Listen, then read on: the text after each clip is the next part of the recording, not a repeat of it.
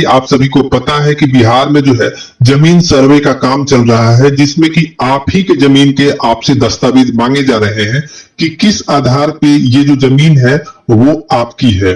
तो उसमें जो है बहुत सारे लोगों के पास उनके जमीन के दस्तावेज तो है, लेकिन समस्याएं ये है कि या तो वो बहुत ही पुरानी है, खतियानी है, या उनके दादा परदादा ने खरीदा हुआ है और उनके वंशज जो है आगे मिल बांट के अपने जगह पे दखल बनाए हुए हैं। तो इसमें जो है उन्होंने आपसी बंटवारा नहीं किया है, या कई तरह की समस्याएं के कारण जो है उन लोगों में बंटवारा आप कोई भी ले सकते हैं, ठीक है। तो ये एक स्टाम्प पेपर है जो कि आपको रजिस्ट्री ऑफिस या कहीं जहां पर भी ये स्टाम्प वेंडर होंगे उनसे आप खरीद सकते हैं, ठीक है। तो उसके बाद जो है अब यहाँ इस पे मैटर आपका लिखना है। तो मैटर क्या लिखना है आपको, जो है इसमें सहमति बंटवारा का ये जो है लिखा हुआ है, यहाँ पे ऊपर हेडिंग में आपको सहमति बंटवारा लिखना है, ठीक है। सहमति बंटवारा लिख सकते हैं, या इसके और भी बहुत सारे नाम हैं, जैसे इसमें बंटवारा नामा, इसको बंटवारा नामा भी आप लिख सकते हैं, सहमति बंटवारा लिख सकते हैं, उसके बाद तकसीम लिख सकते हैं, ठीक है। तकसीम नामा लिख सकते हैं, तकसीम नामा लिख सकते हैं, बखुदहा बंटवारा लिख सकते हैं। सबका मतलब एक ही नाम है कि कोई भी चीज़ आप करिएगा तो एक ही बात होता है, ठीक है। तो इसमें जो है लेख्यधारी, अब नीचे आते हैं तो नीचे का ऑप्शन क्या है, मैं इसको थोड़ा सा जूम कर देता हूं और जूम करके दिखाता हूं कि आखिर क्या क्या आपको ऑप्शन मिलते हैं।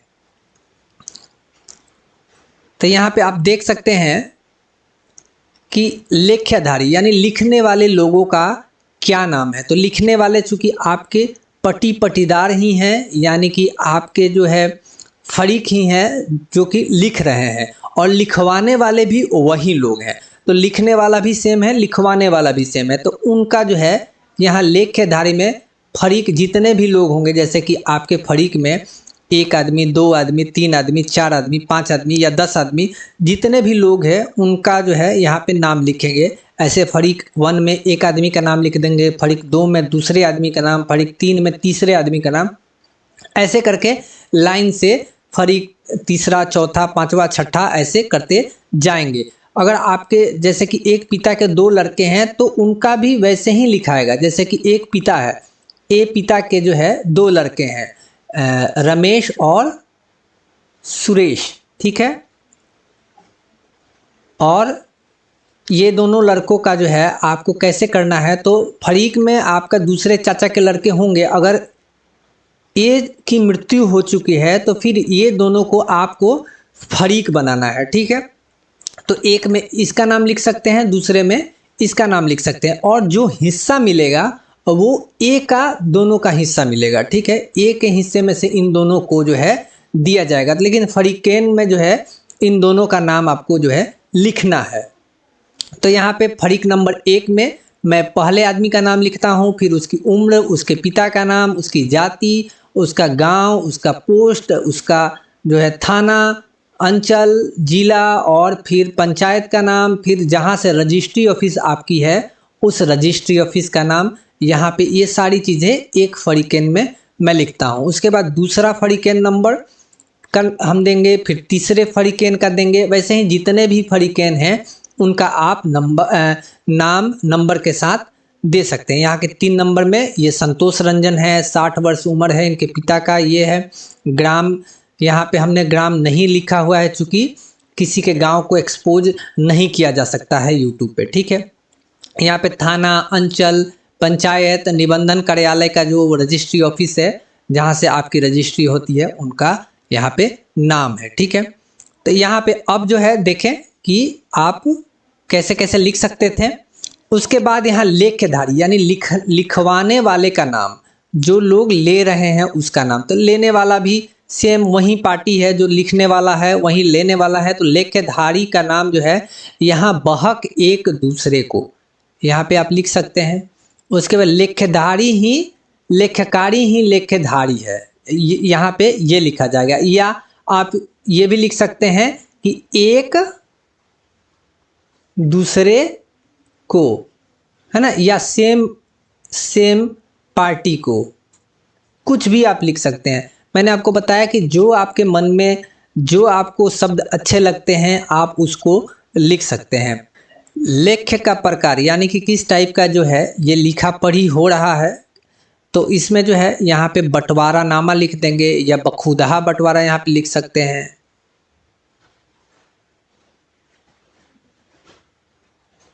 ठीक है, बखुदहा बंटवारा या सहमति बंटवारा। संपत्ति, किस संपत्ति का बंटवारा हो रहा है, तो पैतृक जमीन जायदाद, या आप खतियानी जमीन हो तो खतियानी जमीन लिख सकते हैं, अगर पैतृक है तो पैतृक जमीन जायदाद का जो है यहाँ पे लिख सकते हैं। ठीक है, अब जो है मैं इसको थोड़ा सा हल्का करता हूँ जूम।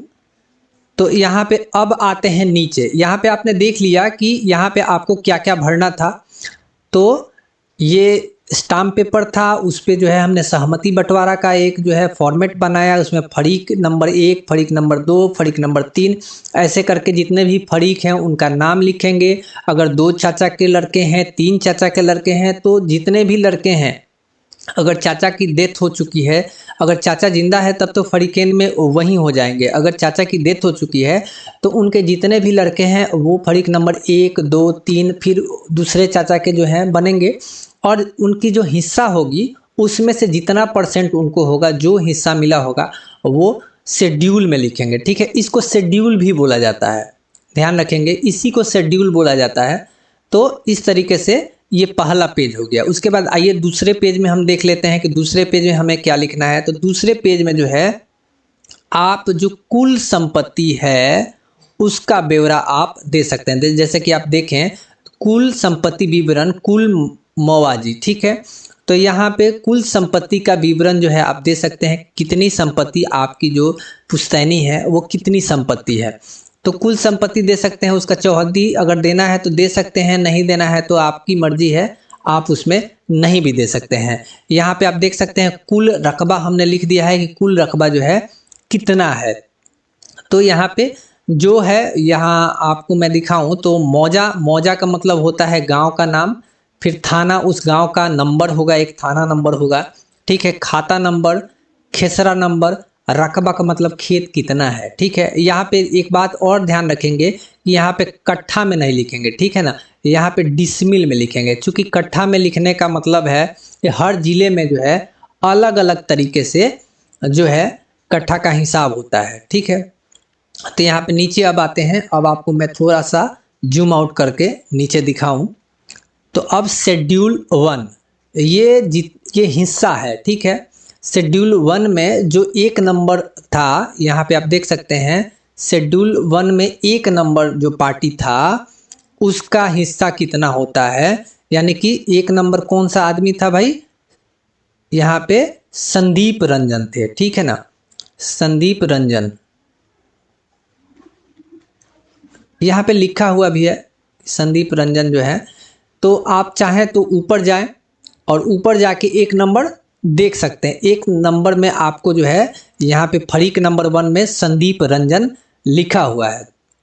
तो फिर यहाँ पे जो है आपको शेड्यूल 1 में जो डालेंगे वो संदीप रंजन जो कि 1 नंबर फरीकेन है उसका हिस्सा लिखेंगे। तो उसको टोटल जमीन कितना मिला, जितना भी जमीन हो, खेसरा 5 हो, 7 हो, प्लॉट जितने भी प्लॉट हो, उस टोटल प्लॉट का जमीन जोड़ेंगे इनको कितना हिस्सा जो है मिला।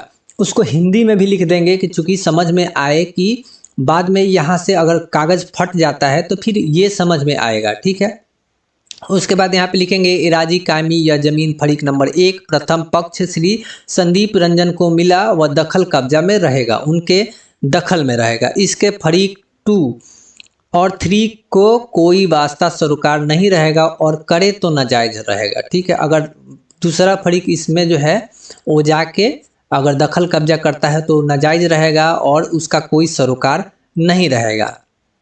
अब जो है इनको जितना भी ज़मीन मिला उनका डिटेल लिख देंगे कि खाता नंबर इतने में इनको इतना ज़मीन मिला, उनका रकबा लिख देंगे। उसके बाद यहाँ पे उसकी चौहद्दी लिख देंगे। ठीक है, चौहद्दी देखिए, चौहद्दी लिखने से ये समझ में आता है कि कौन दाएं हैं कौन बाएं हैं। तो चौहद्दी जरूर लिखते हैं, जिससे कि बाद में ये झगड़ा न रहे कि हमको जो है दाएं मिला था, हमको जो है बाएं मिला था, या ज़मीन बाद में जो है कहीं रोड निकल जाए तो फिर वो आदमी जो है बोलने लगता है कि हम उस साइड थे उस समय। तो चौहद्दी का जो है ज़रूर वहाँ पे बखान कर देना चाहिए, ठीक है। तो चौहद्दी को लिखना ज़रूर चाहिए। अब आते हैं, इस तरीके से हमने दूसरे ज़मीन का बता दिया, तीसरे ज़मीन उनको सारे ज़मीन का उनका ब्यौरा लिख देना है। उसके बाद ये शेड्यूल 2, अब दूसरे आदमी का जो है शेड्यूल 2 में लिखाएगा। तो शेड्यूल 2 में भी उनका पूरा टोटल कितना मिला, अगर कम मिला होगा तो कम लिखेंगे, ज़्यादा मिला होगा इनको हिस्सा तो ज़्यादा लिखेंगे। तो उनको जो मिला उसमें जो है इनका अब 1 और 3 से इसमें कोई वास्ता नहीं रहेगा, और करते हैं तो नाजायज़ होगा। इनके ज़मीन का भी विवरण सेम वैसे ही लिख देंगे, इनका जो है चौहद्दी वैसे ही डाल देंगे कि चौहद्दी किस साइड वो रह रहे हैं, ठीक है। बाद में इससे दिक्कत नहीं होता है। उसके बाद आते हैं शेड्यूल 3 के तरफ।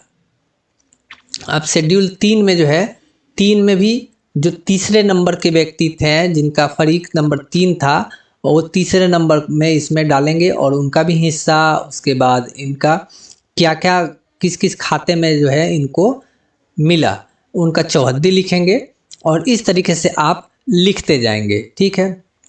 उसके बाद मैं आपको दिखाऊं तो एक नीचे संदर्भ होता है, यानी कि मसौदा बनता है कि किस तरीके से जो है इस ज़मीन को बांटा गया है, उसके बारे में पूरा डिटेल में लिखा जाता है। तो ये कुछ है नहीं, यहाँ पे पूरा का पूरा डिटेल में लिखा हुआ है कि आखिर किस चीज़ के बारे में या कैसे इस ज़मीन को बांटा गया है, तो इसके डिटेल को यहाँ पे लिखा गया है, ठीक है। उसके बाद अब आते हैं कि इस पे साइन हस्ताक्षर कैसे करना है आपको। तो साइन हस्ताक्षर करने के लिए जो है सीधा आते हैं ऊपर, और यहाँ पे आपको जो है, मैं थोड़ा सा इसको डिलीट कर देता हूँ, जगह बनाता हूँ थोड़ा सा। यहाँ पे आपको जो है, यहाँ पे फरीकेन का हस्ताक्षर होगा, 1 2 3 4 जितने भी फरीकेन होंगे उनका जो है यहाँ पे हस्ताक्षर होगा, जितने भी फरीकेन होंगे, ठीक है। उसके बाद कुछ गवाह गांव में जो होंगे उनका 2-3 लोगों का यहाँ पे हस्ताक्षर होगा, और यहाँ पे अगर आप चाहें तो सरपंच, फिर मुखिया, या जिस भी एरिया में अगर आप नगर पंचायत नगरीय क्षेत्र में रहते हैं तो वार्ड सदस्य का भी आप यहाँ पे साइन मोहर करवा लेंगे, ठीक है। उसके बाद एक नोटरी से यहाँ पे जो है आप वेरीफाई करवा लेंगे, नोटरी का मोहर और उनका साइन जो है यहाँ पे हो जाएगा। और इस बात का ध्यान रखेंगे कि जिस जिले में ज़मीन है, ठीक है, जिस जिला में आपका जो है प्लॉट है, उसी जिला के जो है या तो सिविल कोर्ट या जो है सब डिविजनल में जो है आपका नोटरी बैठते हैं, उसी जिला के जो है नोटरी से आपको वेरीफाई कराना है, ठीक है। उसके बाद मैं बता दूं कि नोटरी का जो चार्ज होता है वो 40 रुपया लेते हैं वेरीफाई करने का। अभी जो रेट चल रहा है वो 35 से 40 रुपया चल रहा है, ठीक है। फिर जो दूसरा पेज वगैरह होता है, इस पे भी आपको जो है सभी पे, ठीक है, सभी पे यहाँ पे नोटरी का होगा, यहाँ पे नोटरी जो है वेरीफाई करेंगे, फिर यहाँ पे आपका फरीकेन लोग साइन करेगा, यहाँ पे गवाह लोग साइन करेगा, फिर यहाँ पे मुखिया और सरपंच का साइन होगा, ठीक है, मोहर होगा। सभी पेज पे ऐसा आपको जो है करवाना है, ठीक है। यहाँ पे फिर नोटरी का, फरीकेन का, फिर गवाह का, यहाँ पे सरपंच वगैरह का, तो ऐसे करके सबसे वेरीफाई करवा लेना है। और वेरीफाई करने के बाद सबसे लास्ट में जो आप जाएंगे तो यहाँ पर भी पंचों का हस्ताक्षर जो है आपको, पंच का हस्ताक्षर, 4-5 पंच जो होंगे उनका हस्ताक्षर, फिर जितने भी आपके फरीकेन होंगे उनका आपको हस्ताक्षर यहाँ पे करवा लेना है। फिर यहाँ पे नोटरी से जो है वेरीफाई करवा लेना है, सरपंच वगैरह जो भी होंगे उनसे जो है आपको साइन मोहर करवा लेना है, और फिर अपने जो भी हैं भाई वगैरह में आपको मिल बांट कर लेना है। उसके बाद इसको जो है आप सर्वे में कहीं पर भी देंगे तो ये आपके जो है भाई पटीदार जितने भी लोग हैं, पारिवारिक जो वंशज लोग हैं, उनमें जो है सहमति बनी हुई है कि आप किस साइड रह रहे हैं, तो कोई भी आपको ऑब्जेक्शन नहीं होने वाला है। तो इस तरीके से जो है आप सहमति बंटवारा, पारिवारिक बंटवारा कर सकते हैं।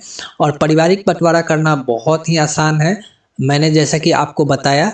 उसके बाद जो है फिर भी आपको अगर समझ में नहीं आता है तो मैंने अपना नंबर जो है डिस्क्रिप्शन में दे दिया है। उसके बाद भी दोस्तों हमने जो है अपना नंबर दे दिया है। अगर आपको समझ में नहीं आता है तो आप जो है हमसे व्हाट्सएप पे चैट कर सकते हैं। और अगर आपको सहमति बंटवारा या कोई भी प्रॉब्लम है तो आप हमसे बनवा सकते हैं, ठीक है। बहुत ही मिनिमम चार्ज में हम आपका जो है सहमति बंटवारा या आपकी जो भी प्रॉब्लम है उसका सॉल्यूशन देते हैं। और आप हमसे जो है पर्सनल चैट कर सकते हैं। पर्सनल चैट करने के लिए कुछ हमारे चार्जेज हैं, उस चार्जेज को देके आप जो है पर्सनल चैट कर सकते हैं। और अगर आपको ये शेड्यूल का चाहिए तो शेड्यूल का भी जो है हम आपको फॉर्मेट दे देंगे। शेड्यूल के फॉर्मेट में आप आसानी से अपना जो है भर के निकलवा सकते हैं। तो ये सारी चीज़ें हम अपने तरफ से उपलब्ध करा दिया है। और आपको वीडियो कैसा लगा आप ज़रूर बताइएगा। वीडियो अच्छा लगा है तो लाइक करिएगा, चैनल पे नए हैं तो चैनल को सब्सक्राइब करिएगा और बेल आइकन दबा लीजिएगा कि जब भी हम कोई नया वीडियो डालें, क्योंकि अब जो है हमारी इसी टाइप की वीडियो अपने चैनल पे डेली डाली जाएगी। तो आप बेल आइकन ज़रूर दबा लीजिएगा कि आपको जो है नोटिफिकेशन मिल सके। वीडियो देखने के लिए बहुत बहुत धन्यवाद। आपका दिन शुभ हो।